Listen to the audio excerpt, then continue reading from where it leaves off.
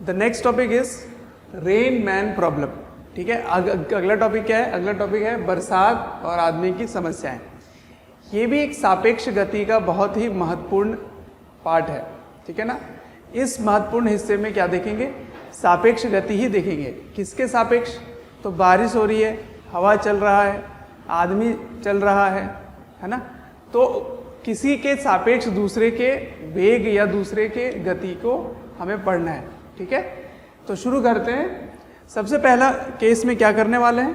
पहले केस में आदमी रुका हुआ है, केस 1। ठीक है, आदमी रुका हुआ है लेकिन हवा चल रही है ना, हवा चल रही है। तो विंड, हवा को बोलेंगे विंड, विंड ब्लोइंग। ठीक है ना, हवा, हवा का बहाव। ठीक है, लेकिन मैन एट रेस्ट। ठीक है, आदमी रुका है।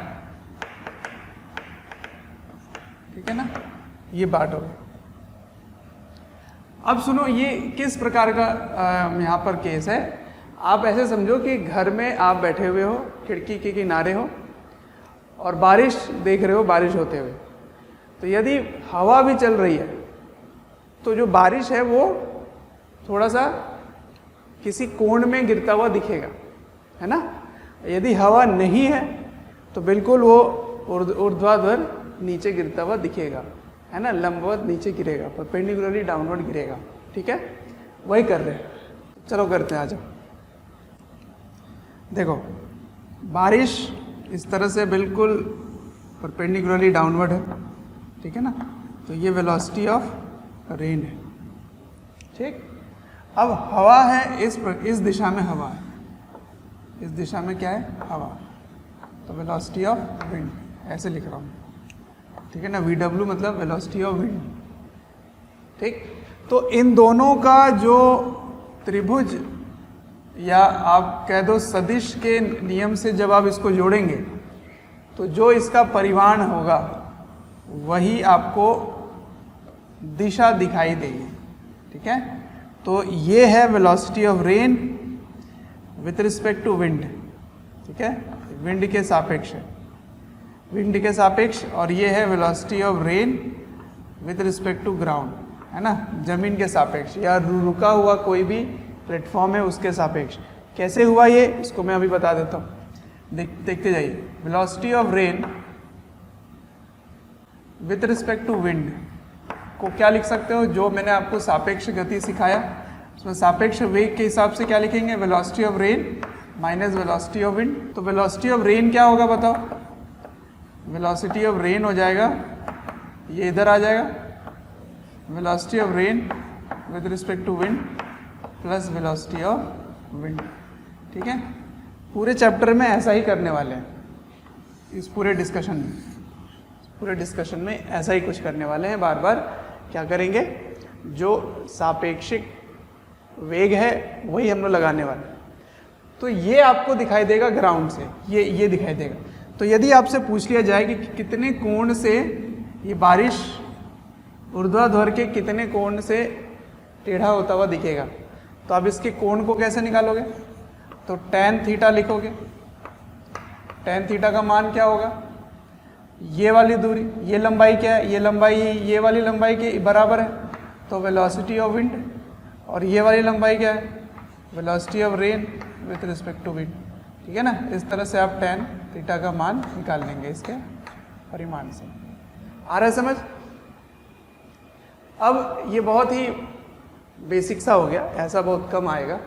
अगला केस सुनो क्या है। अब हवा नहीं है लेकिन आदमी दौड़ रहा है। ठीक है, तो मैन इज मूविंग, आदमी चल रहा है। ठीक है, बट नो विंड ब्लोइंग। अभी विंड वाला केस नहीं ले रहा हूं। No wind blowing. ठीक है ना। क्या हो रहा है, आदमी चलता हुआ दिखेगा, है ना, आदमी चल रहा है,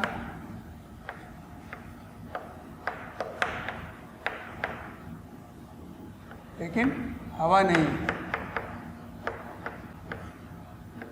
हवा नहीं बह रही। ठीक है, ये कैसे?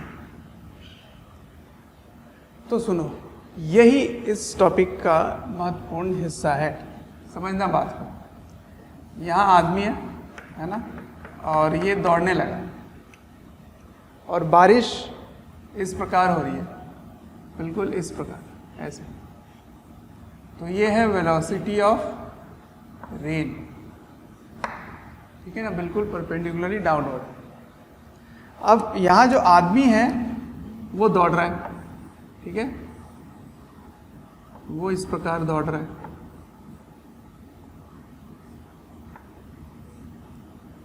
ऐसे। तो दौड़ता हुआ दिख रहा है आपको, ये बिल्कुल दिख रहा है। तो ये वेलोसिटी ऑफ मैन हो गया, इस दिशा में वो क्षैतिज दिशा में दौड़ रहा है, ठीक। और बारिश जो है वो ऊर्ध्वाधर नीचे है। तो इस आदमी को ये बारिश किस दिशा में और किस प्रकार दिखाई देगी, ये समझते हैं। फिर से यही वाला लगाते हैं, सापेक्षिक वेग।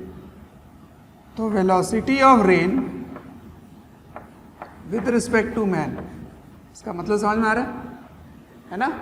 बारिश का वेग आदमी के सापेक्ष, मैन के सापेक्ष, है ना, ये रिलेटिव वेलोसिटी लिख रहा हूं मैं, is equal to velocity of rain minus velocity of man, यही होगा। अब इस चीज को मैं यहां पे लेके चलता हूं, है ना, इसको यहां लेके चल रहा हूं। तो क्या करना है, वेलोसिटी ऑफ रेन को मैन के नेगेटिव, है ना, ऋणात्मक वेग से इसको जोड़ना है ना, यही तो मतलब होता है। मैंने सिखा रखा है आपको, अगर आप भूल गए हो तो सदिश का जो चैप्टर है उसको एक बार रिवाइज कर लीजिए।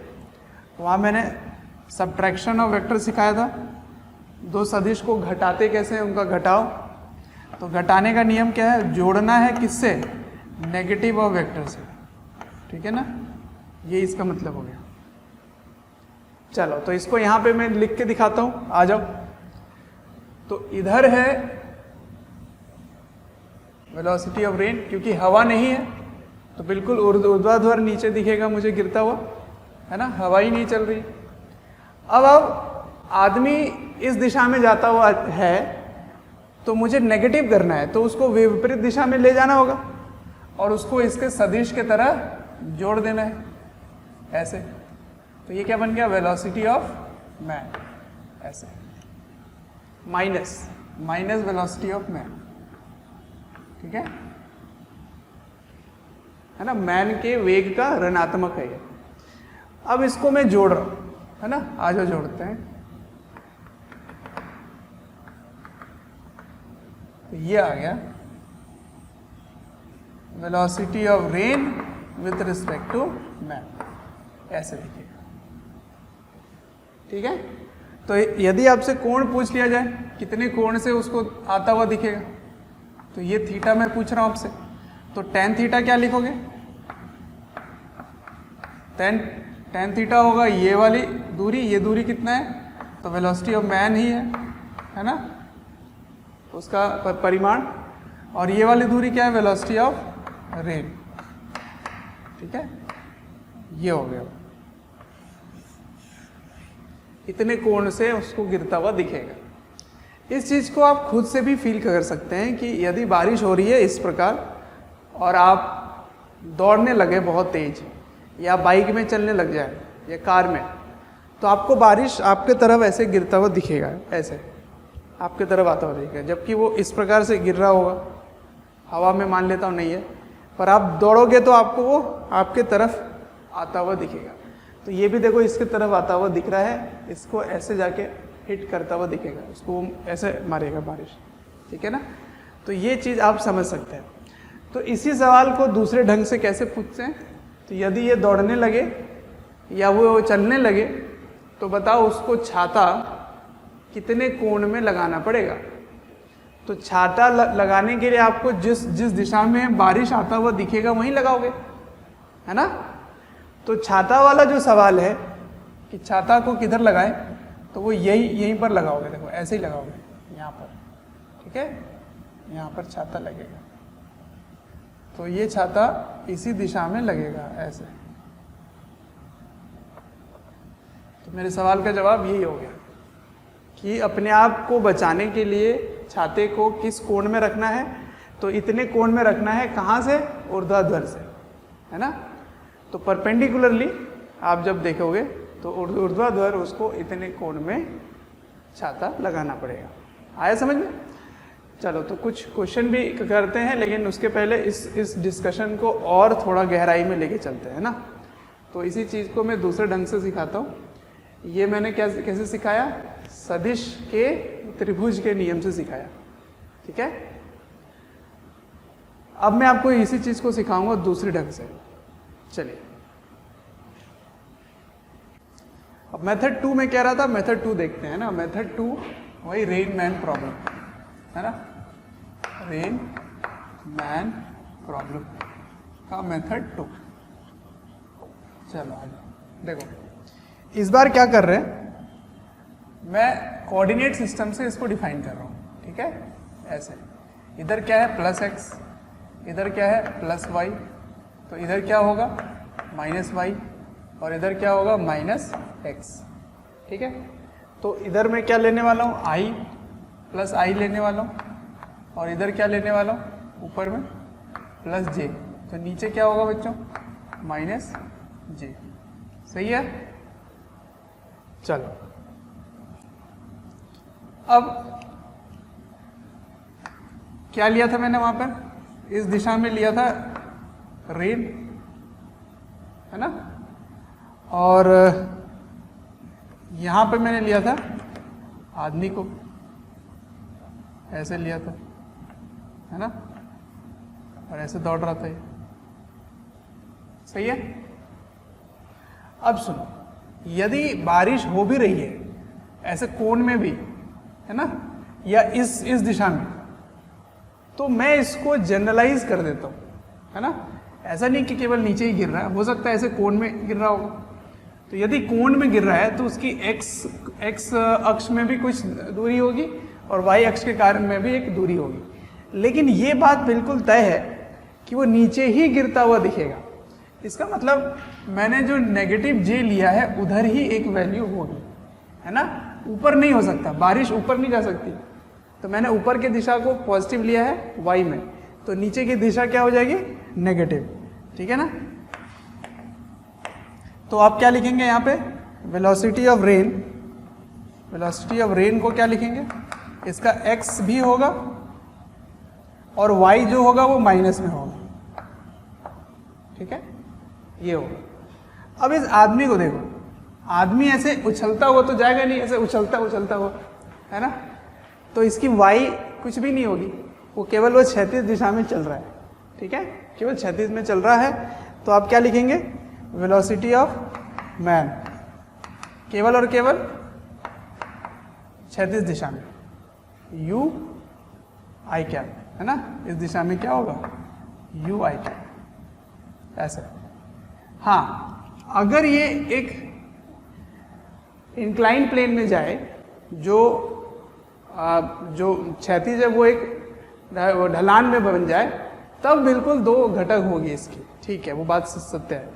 लेकिन अगर वो ऊर्ध्वाधर ना जाकर क्षैतिज दिशा में चल रहा है, क्षैतिज में बिल्कुल हॉरिजॉन्टल रोड में चल रहा है, तब उसकी वाई कोऑर्डिनेट नहीं होगी, है ना। यदि वो किसी ढलान में चले तब एक्स और वाई दोनों ही होगा, है ना, क्योंकि वो ऐसे चल रहा होगा, तो उसके दो घटक होंगे, तब हो सकता है इसके दो घटक आए, बट अभी नहीं होगा। अभी आप रोड में चल रहे हो, बिल्कुल सीधे रोड में, तो सिर्फ और सिर्फ क्षैतिज दिशा में ही उसका वेग होगा। सही है। चलो अब देखो, थैंक यू डियर स्टूडेंट्स, हमें ढेर सारा प्यार देने के लिए। डेली हजारों स्टूडेंट्स हमारे वीडियोस से लाभ उठा रहे हैं उनको काफ़ी बेनिफिट पहुंच रहा है हमारे वीडियो लेक्चर से। आपसे एक रिक्वेस्ट है कि डिस्क्रिप्शन बॉक्स पे एक लिंक है, उस लिंक को क्लिक करें और अपनी एनरोलमेंट सुनिश्चित करें। और साथ ही जिनको स्टडी मटेरियल या फिर डाउट सेशन चाहिए वो प्रीमियम कोर्सेज के लिए भी एनरोल कर सकते हैं। Velocity of rain with respect to man, क्या लिखोगे? Velocity of rain minus velocity of man. बिल्कुल सही, अभी तक तो यही पढ़ते हुए। अब इन दोनों का वैल्यू यहाँ रख दो। तो रेन का क्या है? X I cap minus Y J cap minus U I cap. ठीक है, तो ये आई और ये आई दोनों एक साथ सॉल्व हो जाएंगे। तो X minus U I cap minus Y J cap. ठीक है, तो ये हो गया velocity of rain with respect to man. ये चीज़ इंपॉर्टेंट है, यही यूज़ करना। ठीक है, अब इसमें कुछ स्पेशल केस है, कुछ स्पेशल बातें हैं जिनको आपको ध्यान रखना है। और वो स्पेशल क्या है? स्पेशल केसेस नंबर 1, यदि सवाल में ये दिया है कि ये जो आदमी दौड़ रहा है या वो चल रहा है तो उसको बारिश बिल्कुल ऊर्ध्वाधर नीचे गिरता हुआ दिख रहा है। ठीक है ना, मतलब लंबवत नीचे गिरता हुआ दिख रहा है, परपेंडिकुलरली डाउनवर्ड गिरता हुआ दिख रहा है। तो इसका क्या मतलब होगा? इसका मतलब होगा कि उसको ये वाला कंपोनेंट नहीं दिख रहा। इसका मतलब ये वाला कंपोनेंट, ये वाला घटक है ही नहीं, तभी तो उसको परपेंडिकुलरली डाउनवर्ड दिखेगा। समझ में आ रहा है? फिर से बोलता हूं, यदि उस आदमी को, जो आदमी चल रहा है या दौड़ रहा है, उसको बारिश ऊर्ध्वाधर नीचे गिरता हुआ दिखे, परपेंडिकुलरली डाउनवर्ड दिखे, तो इसका क्या मतलब हुआ? इसका मतलब हुआ कि उसका जो क्षैतिज वाला घटक है वो 0 है ना? इसका मतलब ये दोनों बराबर हैं। ठीक है, तो चलो इसको लिख लेते हैं। हाँ, case 1, with respect to man, WRT, with respect to man, rain is falling perpendicularly downward, perpendicularly downward।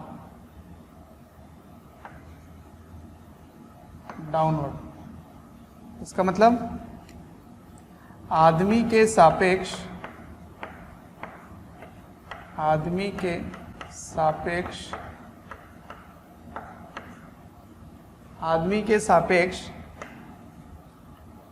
बारिश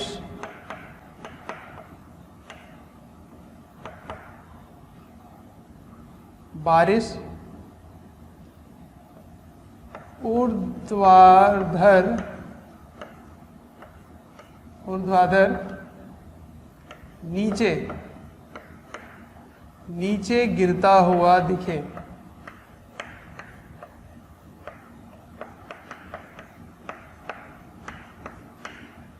तो इसका क्या मतलब होगा? इसका मतलब होगा कि ये 0 है।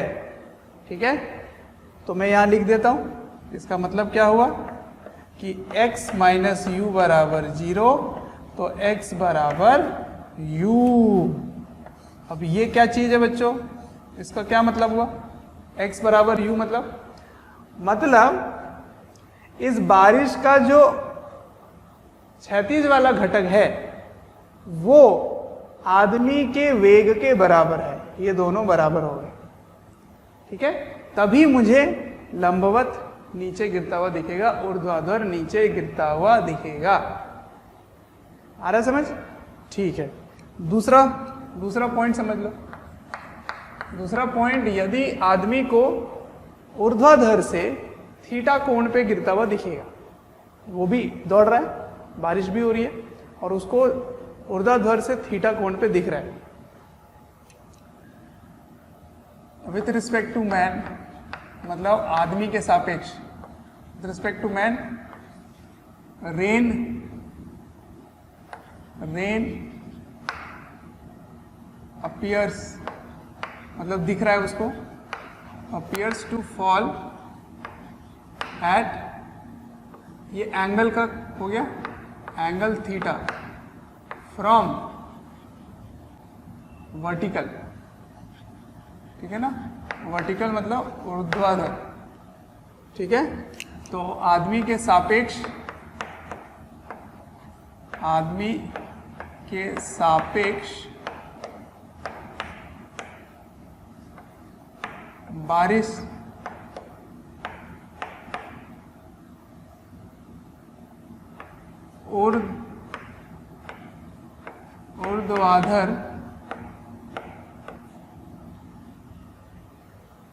ऊर्ध्वाधर से थीटा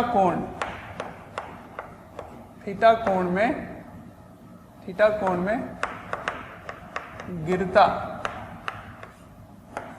हुआ नजर आए, ठीक है। तो क्या होगा उसको समझना है। तो देखिए ये है ऊर्ध्वाधर,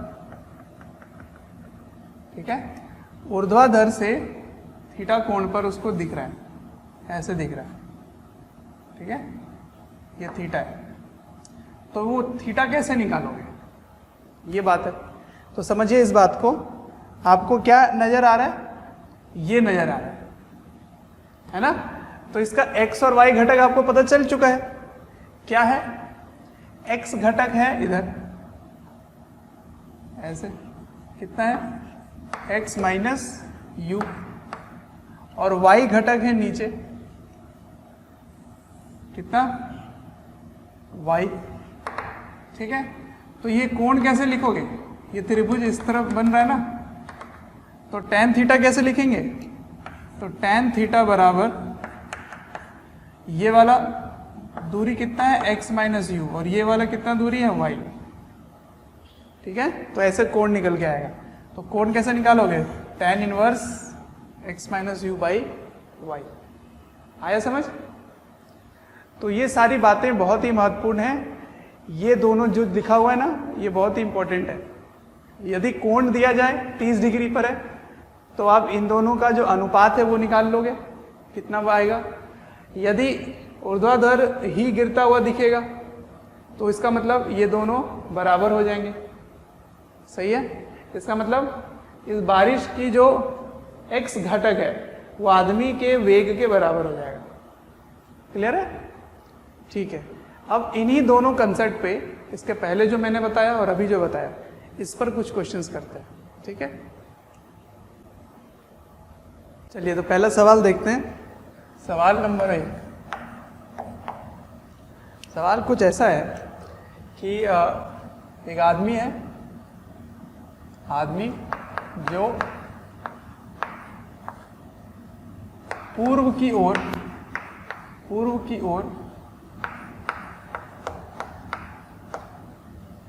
ओर 3 किलोमीटर प्रति घंटा के वेग से चल रहा है, ठीक है।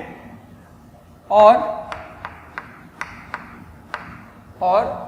बारिश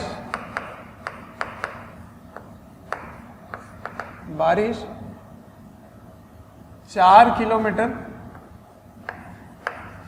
किलोमीटर प्रति घंटा से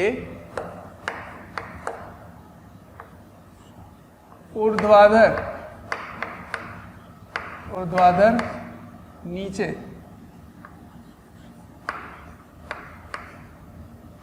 गिर रहा है, ठीक है ना। तो सवाल ये है कि ये आदमी अपने छाता को कितने कोण पर रखे कि अपने आप को पूरी तरह बचाया जा सके, ठीक है। तो आदमी को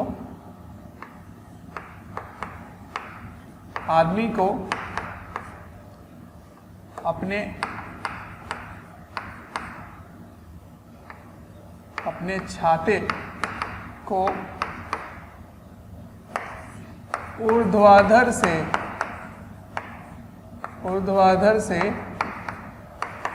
कितने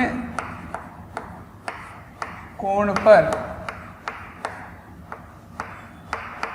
थीटा पर छाते को ऊर्ध्वाधर से कितने कोण थीटा पर रखे ताकि वह पूरी तरह बच सके। ठीक है, और क्या ज्ञात करना है? और ये जो बारिश है ये कितने वेग से या कितने चाल से उस छाते पे गिरता हुआ नजर आएगा, और बारिश का वेग छाते पर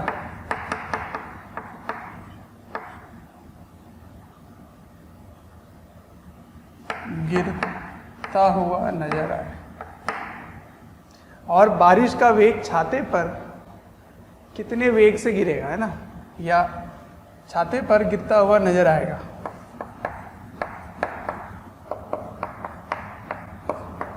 ये सवाल है। और कितने वेग से, और बारिश का कितने वेग से नजर आएगा। ठीक है, ये सवाल को करते हैं सॉल्व। तो चलो चित्र बना लेते हैं।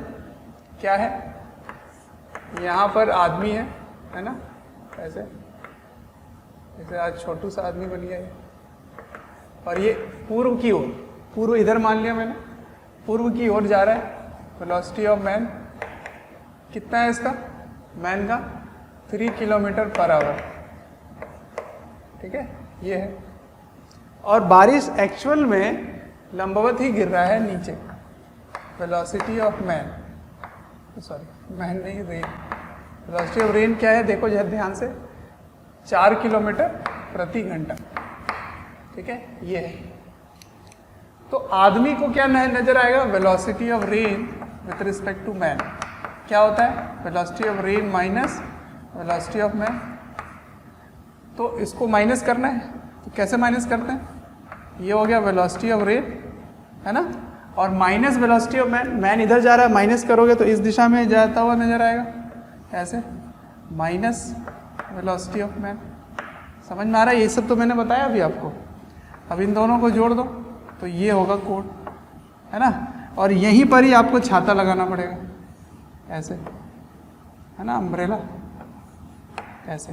तो कितने कोण पे रखना है, तो देखिए ध्यान से, यहाँ पे यहाँ की कितना दिया हुआ है, मैन का वेग कितना है 3, तो ये भी 3 हो गया, और रेन के कितने से गिर रहा है, तो 4 से, तो ये 4 हो गया। तो tan थीटा का मान क्या हो गया, tan थीटा का मान 3/4। तो इसका मतलब थीटा का मान कितना हो गया, थीटा का मान हो गया 37 डिग्री। क्लियर है, ठीक है। अच्छा, उसके बाद कितने वेग से छाते में गिरेगा ये भी पूछा गया है। तो आपको क्या मान ज्ञात करना है, ये जो पीली रेखा है इसका मान ज्ञात करना है। ठीक है ना, तो velocity of rain with respect to man का मैग्नीट्यूड पता करना है। तो √अंडर VR² प्लस VM², ये ज्ञात करना है। तो VR क्या है, देखो VR देखो 3 का स्क्वायर, और VM कितना है 4 का स्क्वायर। तो ये क्या बन गया 5 किलोमीटर प्रति घंटा। समझ में आ रहा है, कितना सिंपल क्वेश्चन होता है इसमें, बिल्कुल सिंपल है। जो भी लिखा हुआ है उसको वैसा बना दो और अपने आप ही जवाब आ जाएगा। ठीक है, चलो अब नेक्स्ट सवाल करते हैं। अगला सवाल देखिए, अगला सवाल है, फिर से जो आदमी है वो पूर्व की ओर चल रहा है ना। मैं अब शॉर्ट में लिखता हूँ, आदमी पूर्व की ओर, तो वेलोसिटी ऑफ मैन कितना है 3 किलोमीटर प्रति घंटा। ठीक है, ये इस बार क्या हो रहा है कि वो चलते चलते देख रहा है कि बारिश जो है वो ऊर्ध्वाधर नीचे गिर रही है। ठीक है ना, उसको नजर आ रहा है। ठीक है, तो आदमी के सापेक्ष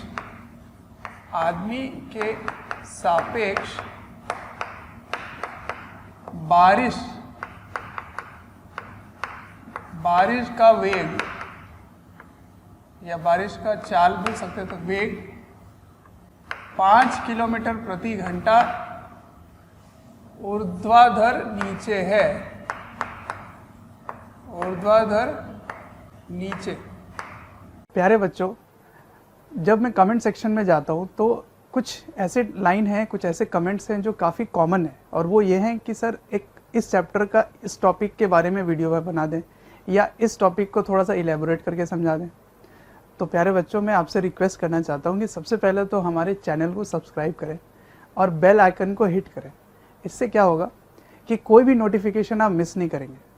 मैं ये इसलिए कह रहा हूँ क्योंकि जिस टॉपिक के बारे में आप पूछ रहे होते हैं या आप रिक्वेस्ट कर रहे होते हैं वो हमारे चैनल्स में ऑलरेडी वीडियोज़ हैं।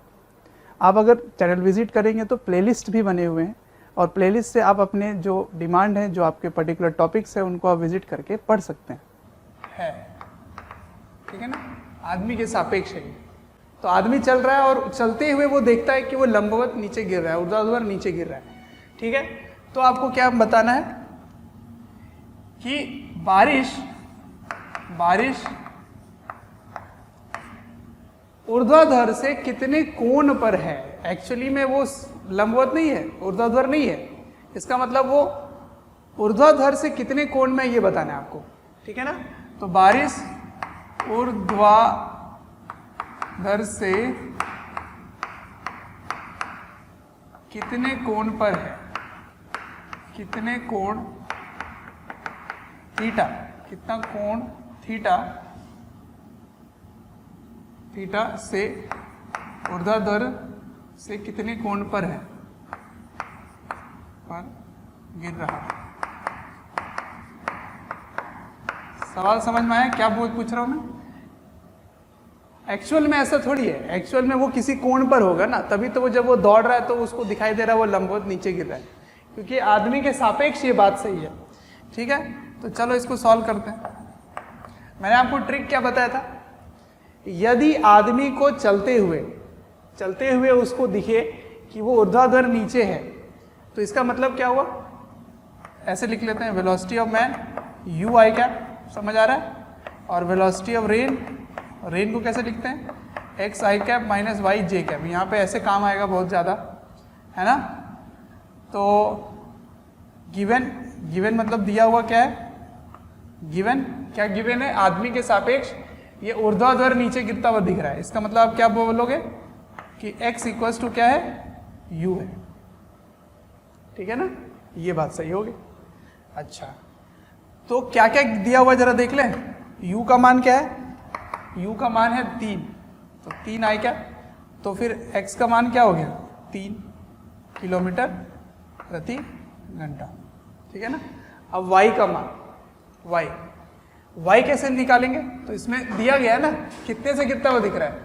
5 किलोमीटर प्रति घंटा से, तो उसको y ही तो दिखेगा केवल, है ना, केवल y दिखेगा। तो ये भी गिवन था, तो गिवन क्या था? y का मान 5 किलोमीटर प्रति घंटा। ठीक। तो अब एक्चुअल में क्या हो रहा है? ये है एक्सिस, मैंने ऐसे ले लिया, इधर ले लिया i, इधर ले लिया j, है ना। यही पूर्व है, इसको ईस्ट लिख रहा हूँ, ये पूर्व है ना, इस प्रकार ऐसे। तो क्या आंसर आया आपका? आपने खुद में लिया था x पॉजिटिव और y नेगेटिव। ठीक है ना। तो x का मान क्या है? x का मान u है। किधर की ओर जा रहा है वो? ईस्ट की ओर। तो x कितना लेना है? 3, y कितना लेना है? 5, और कितना में लेना है? माइनस लेना है। तो इसका आंसर क्या आया? देखिए, वेलोसिटी ऑफ रेन क्या है? ये है ना, ये एक्चुअल रेन है, एक्चुअल है। तो इसका मान क्या आया? देखिए ध्यान से, एक्स आई कैप, एक्स का मान कितना है? 3, तो 3 आई कैप माइनस 5 जे कैप। ये है आपके सवाल का जवाब, 3i माइनस 5 जे कैप। तो अब इसको यहाँ प्लॉट कीजिए, तो 3 यहाँ हुआ और माइनस ये यहाँ हुआ, है ना, -5 यहाँ हुआ, है ना, ऐसे। तो ये होगा एक्चुअल रेन, ऐसे ये दिखाई देगा। ठीक है, ऐसे। तो आपको ऊर्ध्वाधर से कोण ज्ञात करना है, थीटा ले लीजिए। ठीक है, तो ये कितना हुआ बताओ? ये हो गया 3 और ये हो गया 5। इसका मतलब ये भी 3 है और ये भी 5 है। तो tan थीटा का मान क्या है? tan थीटा बराबर 3/5। अब कोई कोण नहीं होगा ये, क्योंकि इस प्रकार का कोई कोण नहीं होता, तो tan इनवर्स मतलब होता है पर कोई कोण आपको याद नहीं है जो यहाँ पे बता पाओगे, तो इसको लिखोगे tan इनवर्स 3/5। कहाँ से? ऊर्ध्वाधर से। ठीक है, तो बारिश एक्चुअल में ऐसे गिर रहा है, तो जब वो दौड़ रहा है तो उसको बिल्कुल ऐसे नजर आएगा परपेंडिकुलर, और ऐसा होता भी है। क्यों? क्योंकि बारिश उसके तरफ घूम आता है थोड़ा सा, तो ये थोड़ा सा घूमता हुआ नजर आएगा और ये लंबवत गिरता हुआ दिखेगा। तो इसलिए दिखेगा क्योंकि वो खुद भी 3 से दौड़ रहा है और इस बारिश की जो x घटक है वो भी 3 है, इसीलिए उसको ऊर्ध्वाधर नीचे गिरता हुआ दिखेगा। ठीक है, आया समझ? तो ये सवाल बिल्कुल सिंपल था, ऐसे करते हैं। ठीक है, यदि इसी में मैं सवाल दे देता कि ऊर्ध्वाधर से किसी कोण पर गिरता हुआ नजर आ रहा है, तो tan थीटा का मान मैंने आपको दे दिया, फिर ये दोनों आप निकाल लोगे। ठीक है, चलो नेक्स्ट सवाल देखते हैं। चलो नेक्स्ट क्वेश्चन देखो, इसमें मैं मिक्स कर रहा हूँ कंसेप्ट को। ठीक है ना, कंसेप्ट मिक्स करके पूछता हूँ आपसे। क्या है कि रेन जो है वो स्टिल एयर यानी कि रुका हुआ है ना, रुका हुआ हवा, तो जब हवा नहीं चल रही है ना, रुके हुए हवा के सापेक्ष, जब हवा नहीं चले उस समय बारिश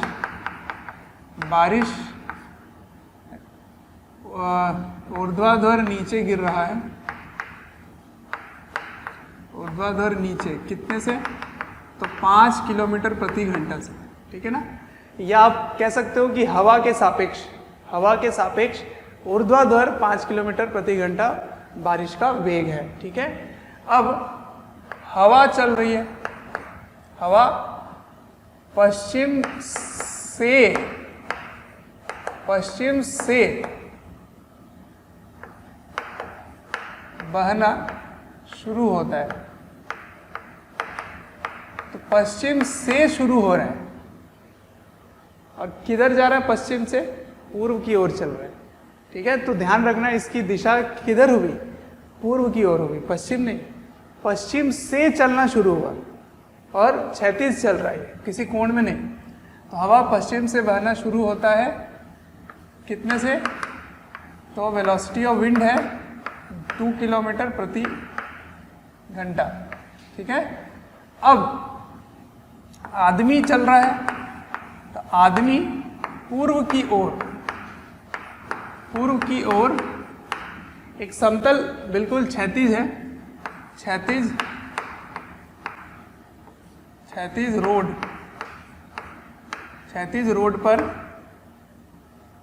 रोड पर 3 किलोमीटर प्रति घंटा से चलता है। ठीक है, तो आपको बताना है कि कितने कोण से बारिश गिरता हुआ नजर आएगा। ठीक है, तो आपको बताना है कि आदमी के सापेक्ष बारिश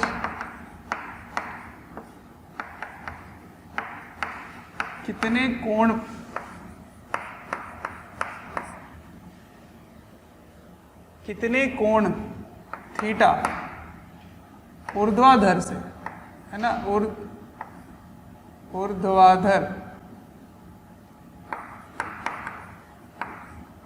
ऊर्ध्वाधर से नजर आएगा।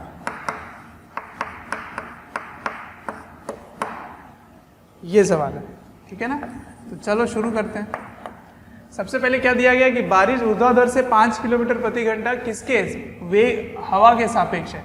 तो पहले वेलोसिटी ऑफ रेन जब लिखोगे तो क्या होगा? Velocity of rain with respect to wind plus velocity of wind, यही होगा। ये मैंने सिखाया था आपको।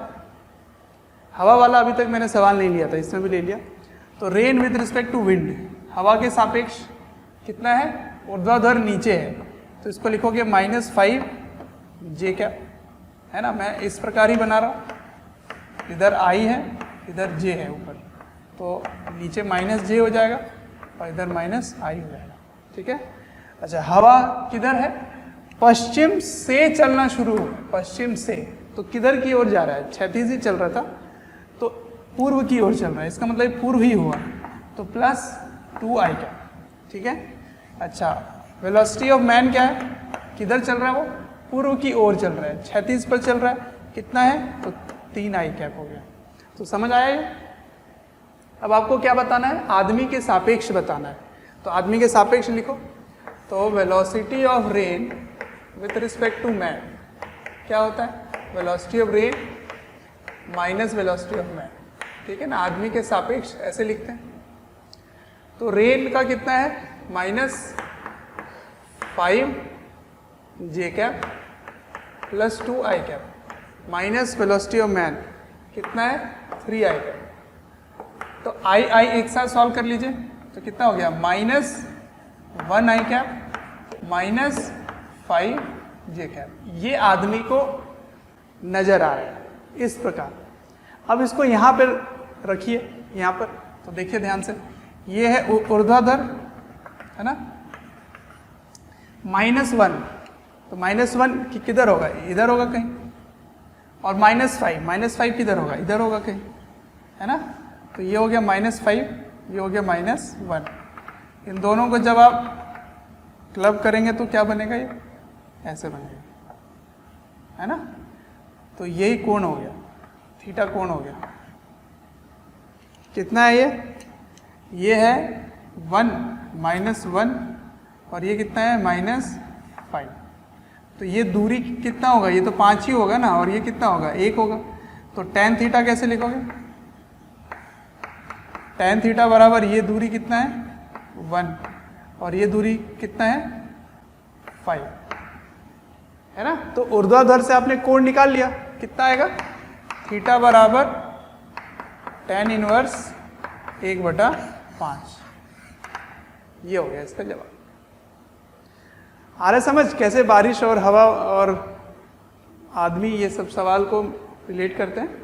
तो आपको समझ आ गया होगा, इसमें पूरी तरह से सदिश का इस्तेमाल है और सापेक्ष वेग का बस थोड़ा सा इस्तेमाल है कि केवल सापेक्ष वेग के लिए हम घटाते हैं और ग्राउंड के सापेक्ष लाने के लिए ऐसे लिखते हैं, ठीक है।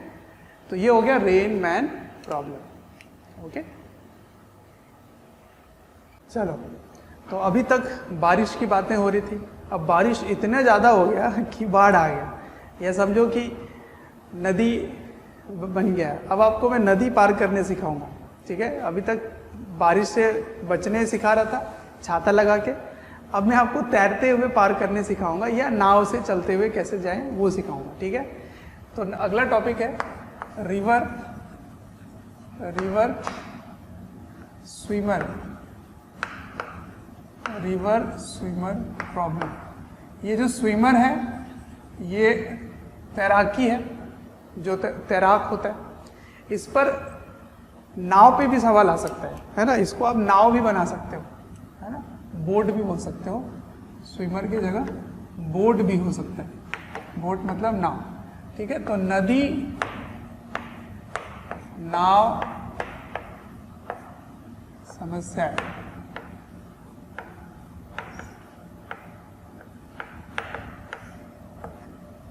ठीक है। तो नदी से संबंधित सवाल कैसे करेंगे, चलिए। तो मैं आपको कुछ टिप्स बता देता हूँ, है ना, और वही बार बार इस्तेमाल करने वाले हैं।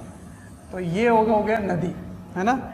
इसमें नदी ऐसे, नदी का बहाव इस प्रकार है, ये ऐसे बहती जा रही है, ठीक है। और इसका जो वेग है वो इस दिशा में, वेलोसिटी ऑफ रिवर, आर यहाँ रेन नहीं होगा, रिवर होगा, रिवर मतलब नदी, ठीक है। तो इसको मैं यू ले लेता हूँ, है ना, यू ले लेता हूँ।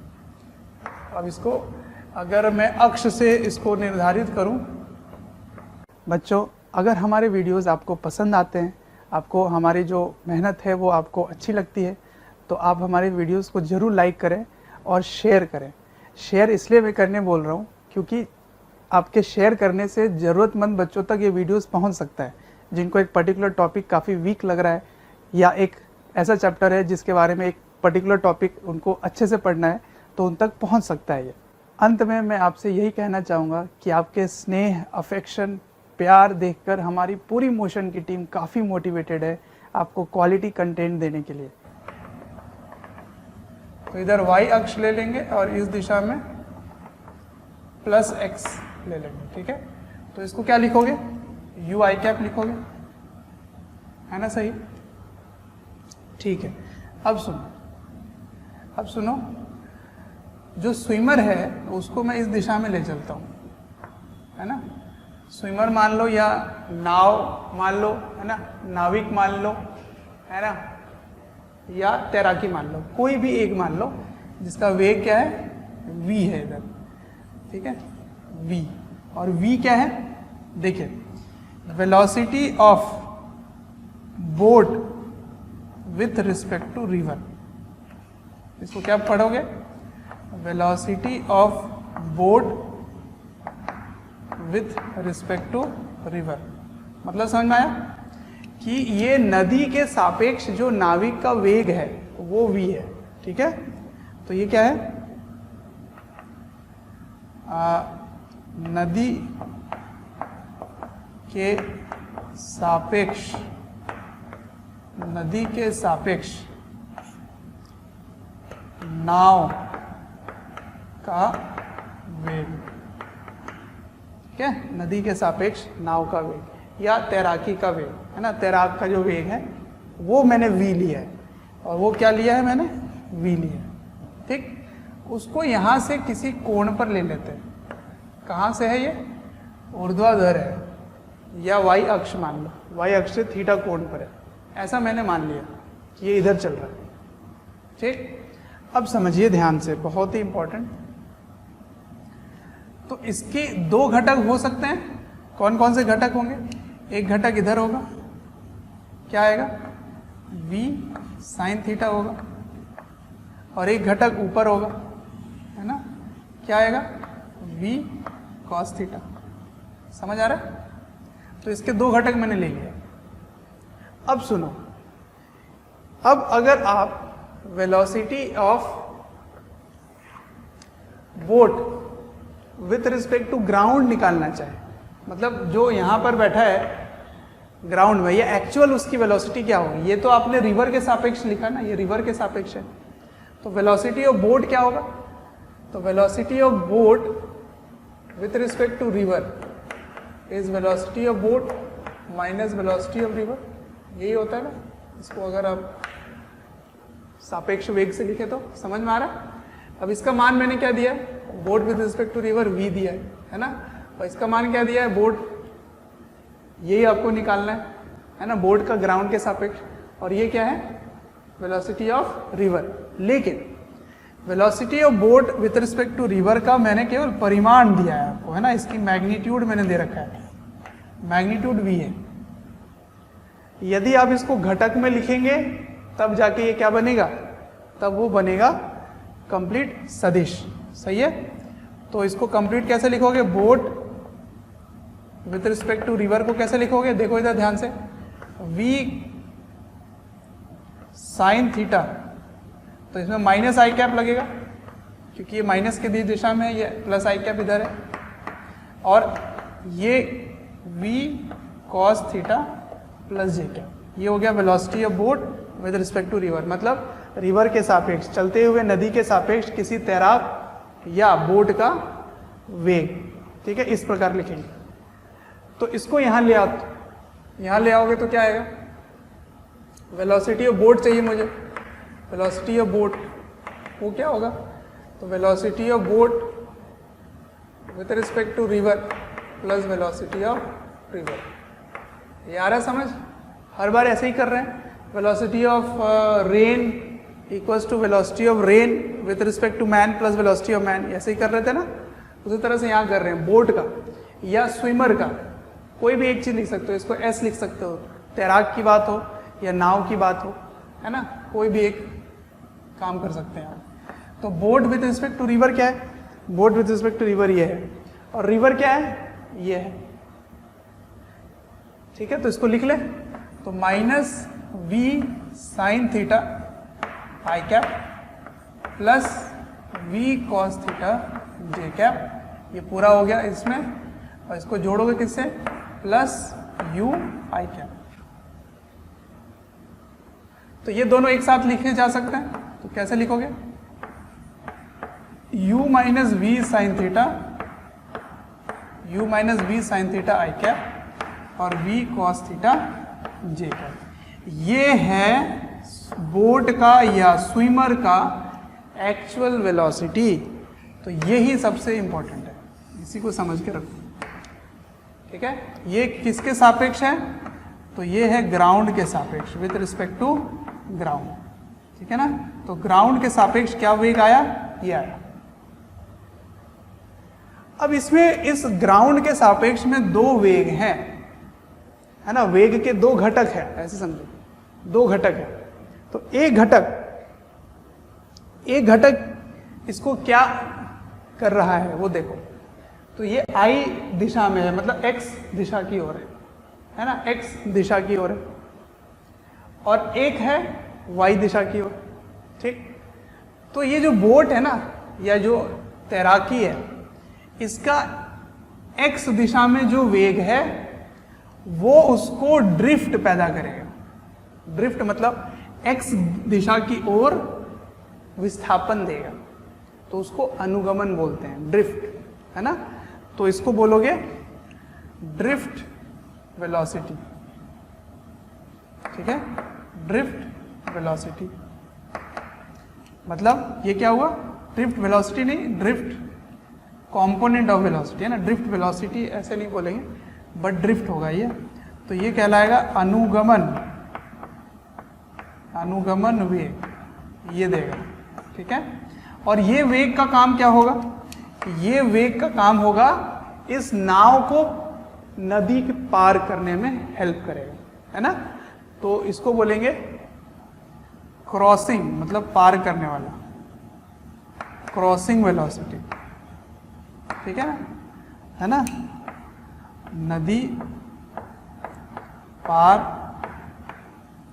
कराने वाला वेग, ठीक है। तो ये बस आपको, आपके और मेरे समझने के लिए है, ऐसा कुछ डेफिनेशन होता नहीं है, मैं आपको बना के दे रहा हूँ।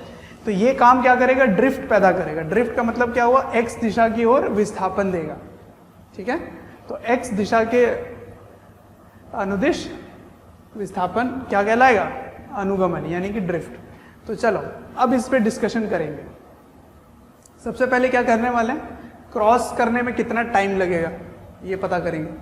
तो सबसे पहले क्रॉस करने की बात हो तो रिवर की चौड़ाई लिख लेता हूं मैं डी। तो डी क्या है, रिवर की चौड़ाई है ना। तो यहाँ लिख लो डी क्या है, विड्थ या चौड़ाई, रिवर की चौड़ाई।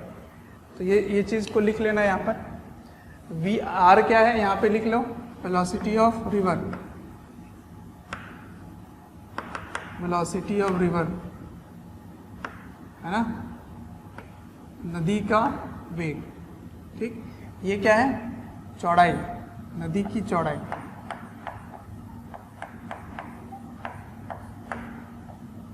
नदी की चौड़ाई। तो बताओ समय कितना लगेगा, इस नदी को पार करने में समय कितना लगेगा। तो आपका यही वेग का घटक पार करने में सहायता कर रहा है। तो इस नाविक को या इस तैराकी को v cos थीटा लगेगा पार करने में वेग। तो वेग पता है और आपको विस्थापन पता है, तो दूरी और चाल पता होने से समय निकाल लेते हैं। तो पहला लिख लेते हैं, number 1, time to cross river, मतलब समझ आया, नदी पार करने का समय, नदी पार करने का समय, कितना समय लगेगा। तो टाइम कैसे लिखोगे, time equals to distance by speed. Speed क्या हो गया, v cos थीटा। बस बिल्कुल सिंपल हो गया। ध्यान रखना थीटा कहाँ से है, तो बिल्कुल y दिशा से थीटा लिया गया है ना, ऊर्ध्वाधर है ये, ठीक है। चलो तो ये हो गई बात time to cross the river. अब इतने टाइम में वो एक्स दिशा की ओर भी विस्थापन करेगा, तो उसी को क्या बोलते हैं, ड्रिफ्ट। तो ड्रिफ्ट कितना होगा, ड्रिफ्ट का मतलब अनुगमन।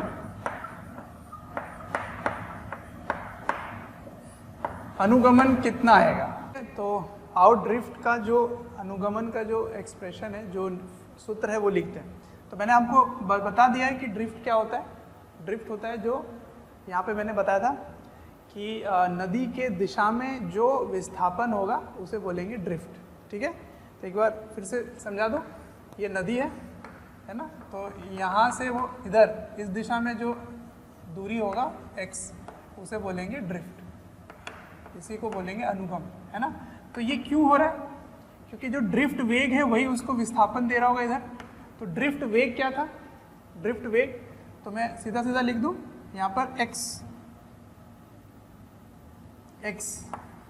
बराबर ड्रिफ्ट वेग क्या आया था, वो आया था u minus V sine theta, u minus V sine theta into time. इतना टाइम लग रहा है ना उसको क्रॉस करने में, तो by D into V cos theta. ठीक है, तो ये आ गया ऐसे, सही है। तो ये हो गया आपका अनुगमन, ड्रिफ्ट हो गया। ठीक, अब मैं स्पेशल केस करवाऊंगा, और वो स्पेशल केस में ये सीखेंगे कि यहाँ से यहाँ पहुँचने में समय कितना लगेगा, है ना। इसको पार करने का समय कितना लगेगा। तो पार करने के लिए इसकी मैंने चौड़ाई d मान ली, है ना। तो नदी को पार करने का समय, ये समय आपको पार करने में लगता है, तो न्यूनतम समय कितना लगेगा, कम से कम समय लगना चाहिए पार करने में। तो कम से कम समय लगाने के लिए आपको इसको कम से कम करना है, तो ये ज़्यादा से ज़्यादा होना चाहिए। तो कॉस थीटा का मान क्या होना चाहिए, मोर देन 1, है ना, मतलब equal to 1, sorry more than 1 तो होता नहीं। तो इसका मान कितना होना चाहिए, 1 होना चाहिए, सही है। ठीक है, तो ये होगा 1। ठीक है, बहुत बढ़िया। अब मिनिमम टाइम में ऐसा नहीं है कि ड्रिफ्ट मिनिमम होगा, फिर तो ड्रिफ्ट तो जरूरी मिलने वाला है ना। तो मिनिमम टाइम में ड्रिफ्ट कितना मिलेगा वो भी निकालेंगे। फिर सेकंड केस क्या देखेंगे, सेकंड केस में हम मुझे टाइम ड्रिफ्ट मिनिमम चाहिए या जीरो चाहिए, कम से कम चाहिए जीरो। तो जीरो करने का क्या शर्त होगा, क्या स्थिति होगी, है ना, और उस समय कितना लगेगा पार करने में। ये दो इंपॉर्टेंट रिलेशन है जिनको हमें समझना, ठीक है। तो आइए स्पेशल केस देखते हैं। स्पेशल केस में सबसे पहला केस क्या है, हाँ, कि मिनिमम टाइम लगे पार करने में, है ना, minimum time to cross river. समझ आ रहा है हिंदी में, कम से कम, है ना, मिनिमम टाइम टी मिनिमम चाहिए पार करने के लिए, नदी पार करने के लिए कम से कम समय चाहिए। तो चलो देखते हैं उसके लिए क्या करना होगा। टी मिनिमम का क्या होगा, डी बाई वी। क्यों, टी मिनिमम के लिए क्या करना पड़ेगा, for T minimum cos theta plus 1 होना चाहिए, मतलब थीटा कितना होना चाहिए, 0 डिग्री होना चाहिए। तो ये हो गया कम से कम समय पार करने में लगेगा। अब इतने समय में ड्रिफ्ट क्या होगी उसको समझ लेते हैं। तो उसके लिए मुझे चित्र बनाना पड़ेगा, जरा चित्र बना के देखते हैं, ठीक है। तो इस दिशा में रिवर है U, सही है, और मैंने इस दिशा में लिया था, क्या समझ में आया कि थीटा 0 होना चाहिए, है ना। तो नाविक का वेग इस दिशा में होना चाहिए, है ना, और मैंने इसको क्या लिया था, v लिया था। याद आ रहा है क्या लिखा था, velocity of boat with respect to river का मैग्नीट्यूड क्या लिया था, v लिया था। याद आ रहा है ना। तो ये v से इधर जा रहा है, क्यों, क्योंकि थीटा कितना होना चाहिए, 0 डिग्री होना चाहिए, तभी कम से कम समय लगेगा। ठीक है, बहुत ही बढ़िया। लेकिन इसको u वेग इसमें आप सदिश के तरह जोड़ेंगे, u वेग, तो उसको अनुगमन मिलेगा, ड्रिफ्ट मिलेगा, ये वाला। आ रहा है समझ?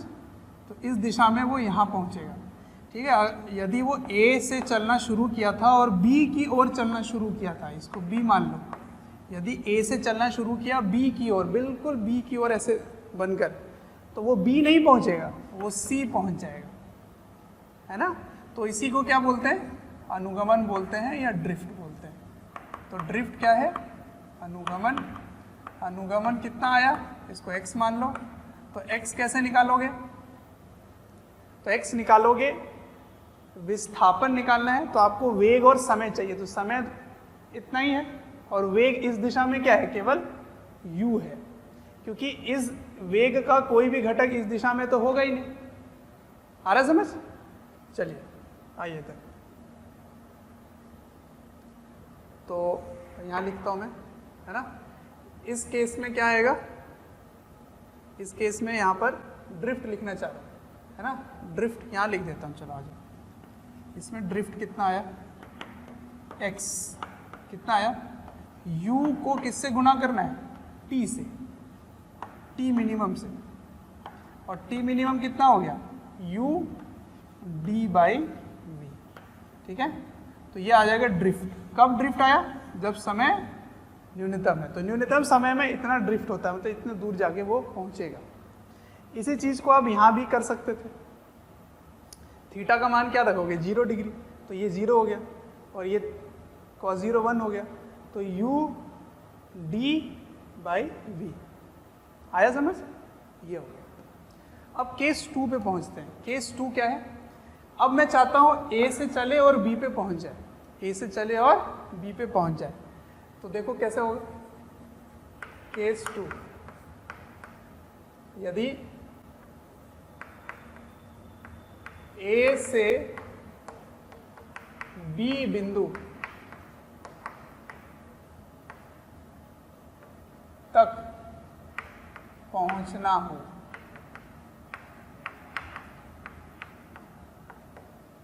है ना, तो क्या शर्त होगा?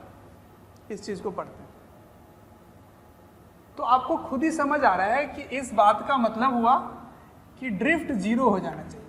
इसमें ये छुपा हुआ है कि ड्रिफ्ट 0 हो जाना चाहिए। अनुगमन क्या होना चाहिए? 0 होना चाहिए। अनुगमन बराबर 0।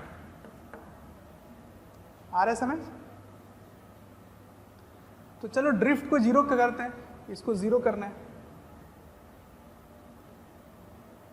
ठीक है। तो 0 करने के लिए क्या होना चाहिए? यही 0 होना चाहिए, ये 0 थोड़ी होगा, ये 0 होगा, ठीक है। तो ड्रिफ्ट 0, इसका मतलब ड्रिफ्ट 0 हो गया। तो यानी कि x 0 होना है। तो x 0 होने के लिए क्या होना चाहिए? u minus V sine theta कितना होना चाहिए? 0 होना चाहिए। इसका मतलब साइन थीटा का मान क्या हो गया बच्चों? साइन थीटा ये इधर गया, तो u/v हो गया, ठीक है। u/v हो गया, साइन थीटा u/v हो गया, ठीक है। अच्छा, तो ये शर्त होना चाहिए, ये शर्त होना चाहिए। इसका मतलब क्या हुआ? जरा समझना इस बात को कि यदि ये नदी है ना, ये नदी है, तो इस नदी के बहाव से अगर एक ऊर्ध्वाधर ले लो, लंबवत दिशा ले लो, तो उससे उसको थीटा कोण पर ऐसे चलना होगा v वेग से, क्योंकि इसकी वेलोसिटी आपने v ले रखी है। तो इस तरह से अपने आप को कोण बना ले, ये थीटा ऐसा बना ले कि नदी उसको इस दिशा में ढकेल दे, और इतना ही ढकेले कि इसकी जो रिजल्टेंट है, जो इसका परिमाणी है, वो परिणामी वेग इस दिशा में आ जाए और वो B में पहुंच जाए, ठीक है। तो ये इस पे छुपा हुआ, ऐसे समझना होता है, ठीक है। तो कैसे हमने किया? तो हमने किया A से B की ओर पहुंचने के लिए उसको थीटा कोण पर चलना पड़ेगा ताकि नदी उसको ढकेल कर उसको बी तक पहुंचा दे, मतलब इसकी रिजल्टेंट वेलोसिटी यहां आ जाए। ठीक है, तो समय कितना लगेगा ये बताओ, ये शर्त हो गया कि ये कोण होना चाहिए, और समय कितना लगेगा ये बताओ। तो यही वेग इसको पार करने में लग रहा है ना, ये वेग पार करने में लग रहा है। तो देखो यहाँ पे एक 90 डिग्री के कोण वाला त्रिभुज बन रहा है, तो यहाँ पे पाइथागोरस के नियम से निकाल सकते हैं ये क्या होगा, ये वेग क्या होगा, तो ये होगा रूट के अंदर B square minus U square, है ना, क्योंकि ये कर्ण है ना, और ये लंब है, ये आधार है। तो कैसे निकालोगे, कर्ण का स्क्वायर माइनस लंब के स्क्वायर का रूट। तो यही वेग इसको पार करने में सहायता कर रहा है। तो समय कितना लगेगा बच्चों, तो समय लगेगा दूरी बटा वेग। वेग कितना है, v square minus U square. ठीक है, ये हो गया, ये समय लगेगा कब, जब ड्रिफ्ट जीरो होगा, जब a से b पहुंचेगा। तो जब a से b पहुंचेगा तो समय इतना लगेगा, कम से कम समय में जब वो चलेगा तो उसका ड्रिफ्ट ये होगा। जीरो ड्रिफ्ट चाहिए तो जीरो ड्रिफ्ट के लिए शर्त ये होना चाहिए कि इतने कोण से उसको चलना है, और उसका वेग A से B की ओर जो वेग आएगा उसी वेग से आपको इसको भाग देना है, तब जाके समय निकलेगा। ठीक है, तो ये थी बात नदी और नाव की। ठीक है, नदी और तैराकी की। कोई भी चैप्टर या वीडियोस आपको डिटेल में ईयर लॉन्ग वाले वीडियोस चाहिए और काफ़ी डिटेल में वीडियोस आपको चाहिए, तो आपको एक नंबर दे रहा हूँ, टोल फ्री नंबर है, आप इनको कॉल करें और डिटेल में आप बात कर सकते हैं और पूछ सकते हैं। नंबर है 1800 2121 799।